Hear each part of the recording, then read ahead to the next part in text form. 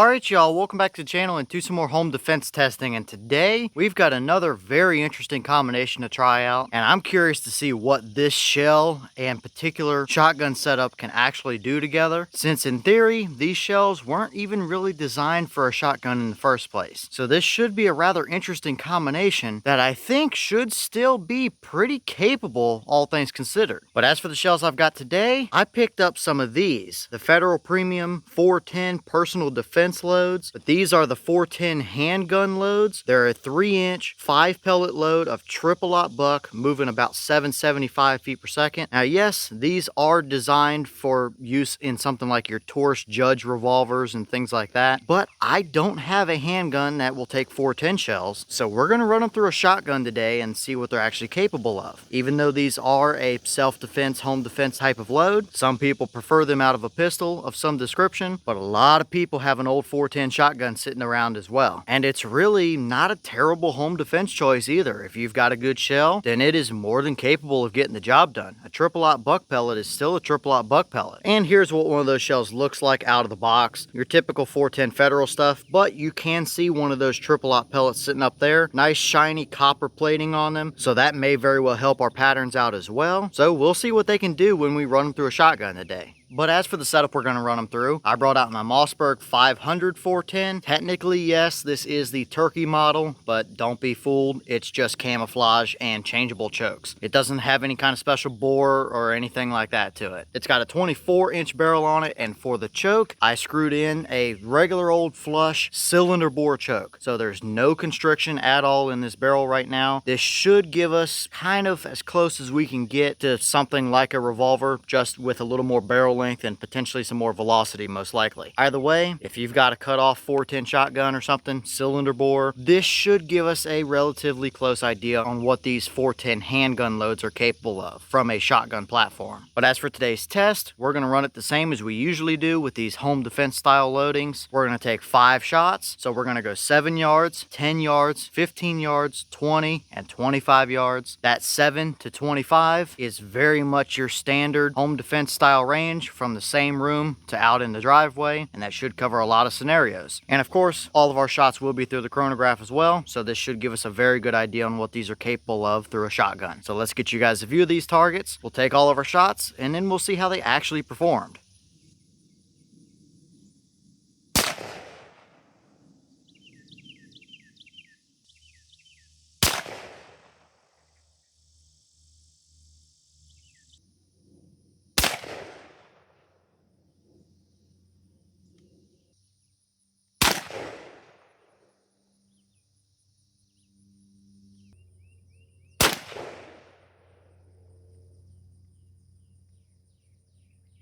Alright, so let's take a quick peek at our velocities here before we go look at our target. Obviously, these are a handgun oriented load, and the boss claim was 775. I expected to see more than that claim from a shotgun. So from a 24-inch barrel, seems like we were up mid-1000s, maybe pushing a little bit close to 1100 on a few of them. But we had 1076, 1057, 1074, 1094, and 1096. For an average of 1079, so roughly 300 feet per second above the claim. That does make sense, all things considered, and that's more than good enough for this load out of a shotgun for a home defense scenario. So now let's go check out our targets and see how it actually patterned at some different ranges. Alright, so now we're down here at our papers, and let's actually take a look and see how a handgun oriented shell performed from a shotgun barrel. And I gotta say, looks pretty good. We'll start over here on the right with our 7-yard target. All 5 pellets are right there, kind of in one clump, with one straggler just a touch out. And the best measurement I could get on that is right at 2 inches. So everything is right there. I mean, you're talking pretty much close to a golf ball size spread at 7 yards. That's about what I expected to see, to be honest with you. Now that strike in the middle there was a wad strike, which actually surprises me that these have a wad in them, but that may have helped our pattern stay as tight as it did, especially from a shotgun. We'll take a look at the wads here in a minute. But moving over to the left here, that's our 10-yard, and we honestly had a little bit better of a pattern at 1 7/8, but still, I mean, that's an 1/8 of an inch difference roughly from 7 to 10 yards. It might as well be the same pattern. 7 to 10 yards, there's really no change. Doesn't matter if it's from a pistol or a shotgun, I wouldn't want to be hit with that at all. So that is more than capable enough in the same room. So now let's move over to our 15-yard paper here. So you're talking somebody that's down at the other end of a long hallway or something of that nature. If you put it center mass on them, you would still keep all 5 pellets right there. But you can see we did start to open it up, and you can see all 5 pellet strikes individually now. That's a 3 7/8 inch spread at 15 yards. Still, everything is easily within the size of your average hand or so. So yeah, absolutely capable of 15-yard shots, no doubt about it. You're going to be hitting exactly what you want to hit with those pellets, and really no major flyers or anything like that yet, so still looking perfectly fine inside the house. So now let's move over to our 20-yard target here. If you've got somebody that's out on the porch messing around, or maybe at the garage door or something of that nature, you would still keep all 5 pellets within an average torso size at 20 yards. But we did open it up to 9 inches this time. And we're definitely starting to notice a little bit of a pattern here where we have 3 of them that are all pretty close, and then we kind of have 2 little stragglers down there at the bottom. They're not necessarily flyers yet, but they are a little bit separated from the rest of the group. Nothing to complain about though. 20 yards from a 410 shotgun, getting hit with 5 triple-aught buck pellets is not going to be a very nice day for you. So still plenty capable of getting the job done.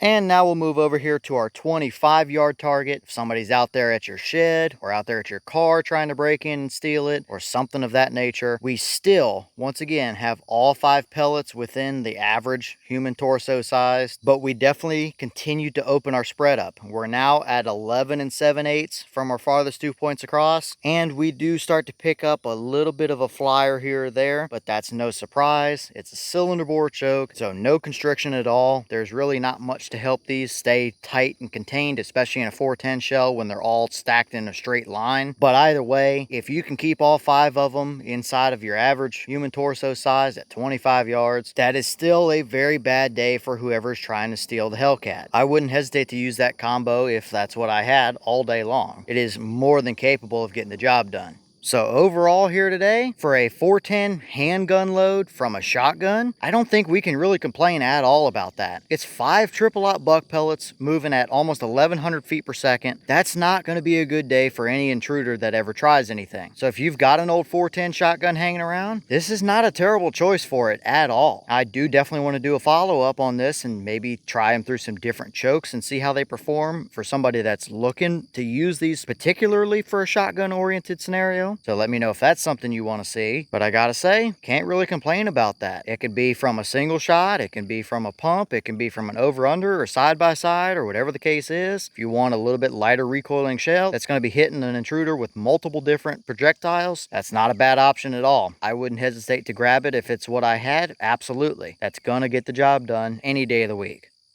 And here are a couple of the wads that I found out of those shells. I did not expect them to have a wad, since most handgun-oriented shells that I've tried really kind of don't, but these absolutely do. A couple of them did tear a pedal or 2 off of them. This is the only one I found that's still fully intact, but it does look like it kind of jammed up on some stuff, which I'm surprised considering that is no choke at all or anything like that. I still think it potentially helped hold these together a little bit more than a shell that wouldn't have had a wad in them. From what I've seen, it's really not all that too common for 410 buckshot loads to have a wad like this in them. So I definitely think that is a plus, and we'll see how it does sometime down the line through some different chokes.